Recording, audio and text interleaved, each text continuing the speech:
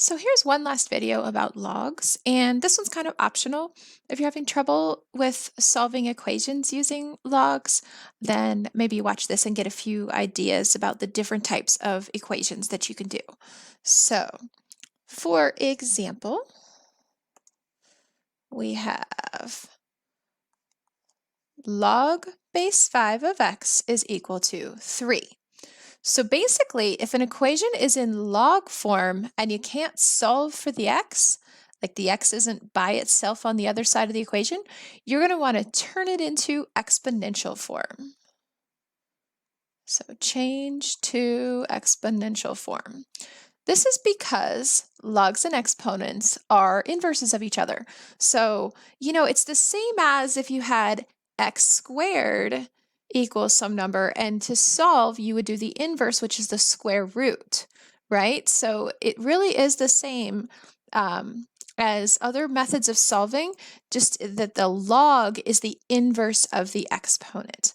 So let's change this to exponential form. Remember, we keep the base the same, and we switch the location of the two other numbers, the 3 and the x. So this is 5 to the third is equal to x, and that now is in exponential form.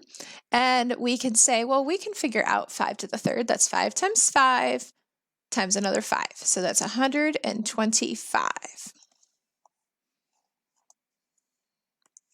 Let's do another. Log base 3 of 3x minus 2 is equal to 2. Okay.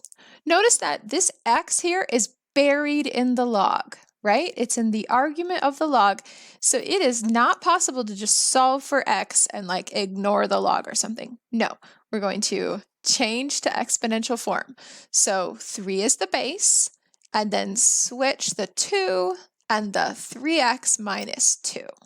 Okay, now the x is over here on the other side of the equation, and we'll be able to solve for that x.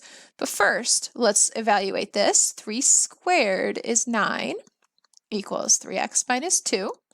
Let's add 2 to both sides, so that's 11 equals 3x. And then divide both sides by 3, so x is equal to 11 thirds. Okay. Let's try another. Log base x of 1/8 is equal to 3. Okay, so here we're looking for the base.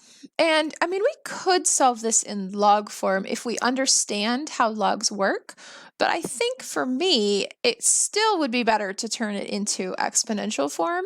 So keep the base, switch the other parts, okay? Because now we have x cubed equals 1/8, and so if we take the cube root of both sides, that's how we would solve for x, right? To get x by itself. So we're doing the cube root. So this side would be x, and this side would be the cube root of 1/8. That seems difficult or impossible, except it's actually not. That's the same as the cube root of 1 divided by the cube root of 8, right? That's how those exponents would work. And so the cube root of 1 is 1, and the cube root of 8 is 2, right? 2 times 2 times 2 is 8. So the cube root of 8 is 2. Okay. Let's see if I can fit in another right here. So this would be log base 6 of 36 is equal to 5x plus 3. Okay, so this is a tricky little one. So take a look, see where the x is.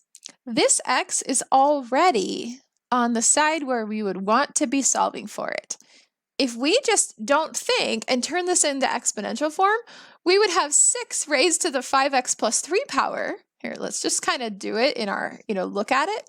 6 to the 5x plus 3 power is equal to 36. Okay? Now, technically, we could solve it this way, right? This is a thing that we did. We changed the base to be the same, but we don't have to do that. Okay, we can instead think log base 6 of 36. Okay, that says 6 to what power is 36? So this is equal to 2, right? This whole thing, log base 6 of 36, is equal to 2. And then that is equal to 5x plus 3, the other side of the equation. Now subtract 3 to get -1 equals 5x, and then divide both sides by 5. X is equal to -1/5. Okay. Notice that this x is over here, so that's okay that it's that the x is negative. We wouldn't want the base to be negative, something like that.